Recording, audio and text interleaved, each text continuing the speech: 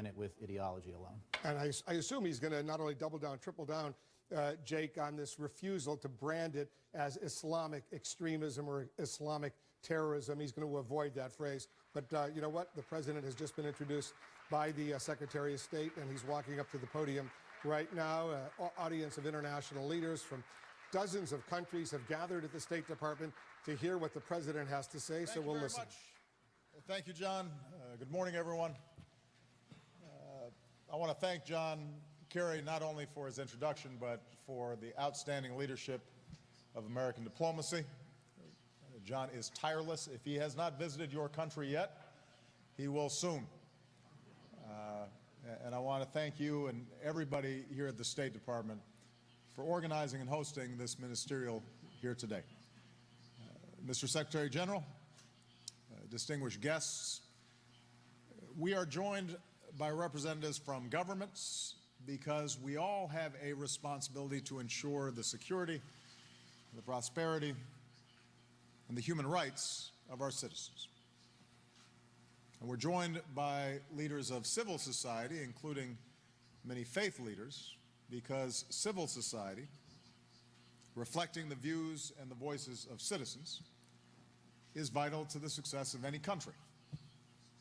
I thank all of you, and I welcome all of you. We come together from more than 60 countries from every continent.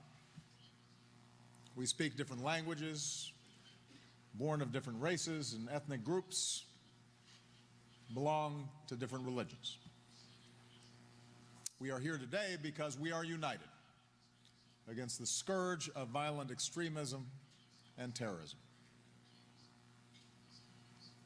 As we speak, ISIL is terrorizing the people of Syria and Iraq and engaging in unspeakable cruelty. The wanton murder of children, the enslavement and rape of women, threatening religious minorities with genocide, beheading hostages. ISIL-linked terrorists murdered Egyptians in the Sinai Peninsula, and their slaughter of Egyptian Christians in Libya has shocked the world. Beyond the region, we've seen deadly attacks in Ottawa, Sydney, Paris, and now Copenhagen. Elsewhere, Israelis have endured the tragedy of terrorism for decades. Pakistan's Taliban has mounted a long campaign of violence against the Pakistani people that now tragically includes the massacre of more than 100 school children and their teachers. From Somalia, al-Shabaab terrorists have launched attacks across East Africa. In Nigeria and neighboring countries, Boko Haram kills and kidnaps men, women, and children. At the United Nations in September, I called on the international community to come together and eradicate violent extremism. And I challenged countries to come to the General Assembly this fall with concrete steps that we can take together. And I'm grateful for all of you answering this call. Yesterday at the White House, we welcomed community groups from the United States and some from your countries to focus on how we can empower communities to protect their families and friends and neighbors from violent ideologies and recruitment. And over the coming months, many of your countries will host summits to build on the work here and to prepare for the General Assembly. Today, I want to suggest some areas where I believe we can focus on as governments. First, we must remain unwavering in our fight against terrorist organizations. And in Afghanistan, our coalition is focused on training and assisting Afghan forces. We'll continue to conduct counterterrorism missions against the remnants of al-Qaeda in the tribal regions. When necessary, the United States will continue to take action against al-Qaeda affiliates in places like Yemen and Somalia. We will continue to work with partners to help them build up their security forces so that they can prevent ungoverned spaces where terrorists find safe haven. and so they can push back against groups like Al-Shabaab and Boko Haram. In Iraq and Syria, our coalition of some 60 nations, including Arab nations, will not relent in our mission to degrade and ultimately destroy ISIL. And as a result of a separate ministerial here today, many of our governments will be deepening our cooperation against foreign terrorist fighters by sharing more information and making it harder for fighters to travel to and from Syria and Iraq. Related to this, and as I said at the United Nations last fall, nations need to break the cycles of conflict, especially sectarian conflict, that have become magnets for violent extremism. In Syria, Assad's war against his own people and deliberate stoking of sectarian tensions helped to fuel the rise of ISIL. And in Iraq, the failure of the previous government to govern in an inclusive manner helped to pave the way for ISIL's gains there. The Syrian civil war will only end when there is an inclusive political transition and a government that serves Syrians of all ethnicities and religions. And across the region, the terror campaigns between Sunnis and Shia will only end when major powers address their differences through dialogue and not through proxy wars.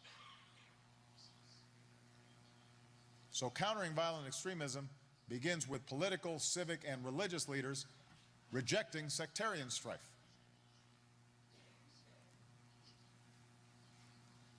Second, we have to confront the warped ideologies espoused by terrorists like Al-Qaeda and ISIL, especially their attempt to use Islam to justify their violence. I discussed this at length yesterday. These terrorists are desperate for legitimacy.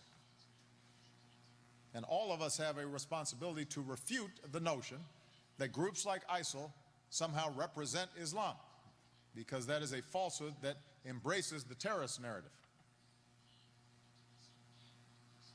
At the same time, we must acknowledge that groups like Al-Qaeda and ISIL are deliberately targeting their propaganda to Muslim communities, particularly Muslim youth. Now, Muslim communities, including scholars and clerics, therefore have a responsibility to push back, not just on twisted interpretations of Islam, but also on the lie that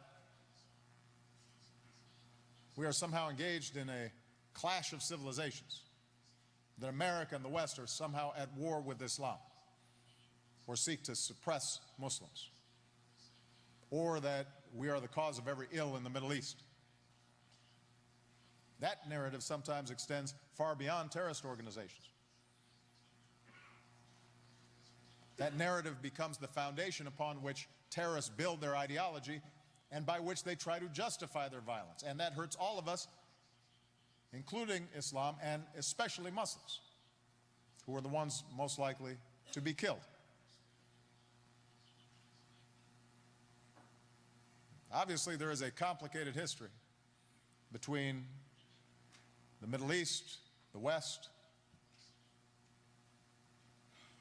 and none of us, I think, should be immune from criticism in terms of specific policies, but the notion that the West is at war with Islam is an ugly lie. And all of us, regardless of our faith, have a responsibility to reject it.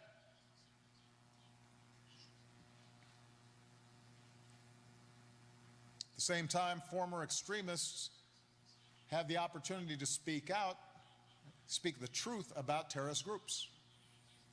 And oftentimes they can be powerful messengers in debunking these terrorist ideologies. One said, this wasn't what we came for, to kill other Muslims. Those voices have to be amplified. And governments have a role to play.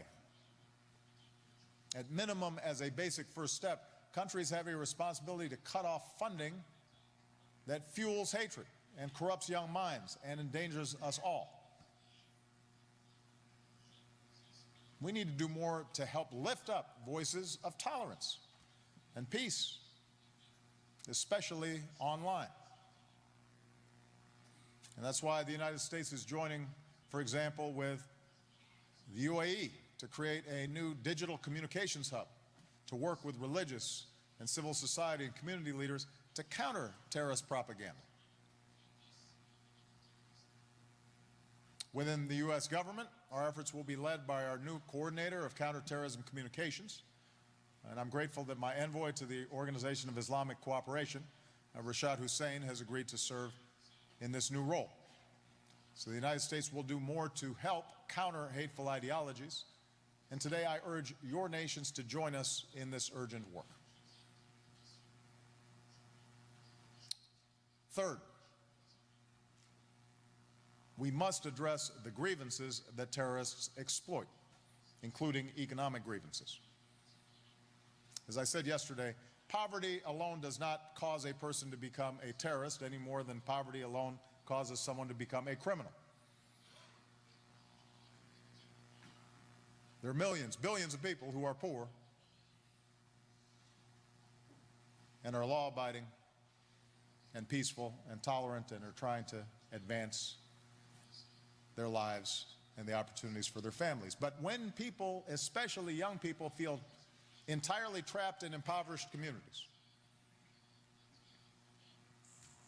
where there is no order and no path for advancement, where there are no educational opportunities, where there are no ways to support families, and no escape from injustice and the humiliations of corruption, that feeds instability and disorder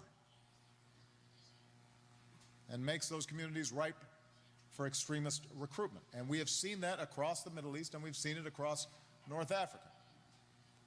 So if we're serious about countering violent extremism, we have to get serious about confronting these economic grievances. Here at this summit, the United States will make new commitments to help young people, including in Muslim communities, to forge new collaborations in entrepreneurship and science and technology. All our nations can reaffirm our commitment to broad-based development that creates growth and jobs, not just for the few at the top, but for the many. We can step up our efforts against corruption, so a person can go about their day and an entrepreneur can start a business without having to pay a bribe. And as we go forward, let's commit to expanding education, including for girls, expanding opportunity, including for women. Nations will not truly succeed without the contributions of their women. This requires, by the way, wealthier countries to do more. But it also requires countries that are emerging and developing to create structures of governance and transparency so that any assistance provided actually works and reaches people. It's a two-way street. Fourth, we have to address the political grievances that terrorists exploit. Again, there is not a single perfect causal link, but the link is undeniable. When people are oppressed and human rights are denied, particularly along sectarian lines or ethnic lines, when dissent is silenced, it feeds violent extremism. It creates an environment that is ripe for terrorists to exploit. When peaceful democratic change is impossible, it feeds into the terrorist propaganda that violence is the only answer available. And so we must recognize that lasting stability and real security require democracy. That means free elections where people can choose their own future, and independent judiciaries that uphold the rule of law, and police and security forces that respect human rights, and free speech and freedom for civil society groups. And it means freedom of religion, because when people are free to practice their faith as they choose, it helps hold diverse societies together.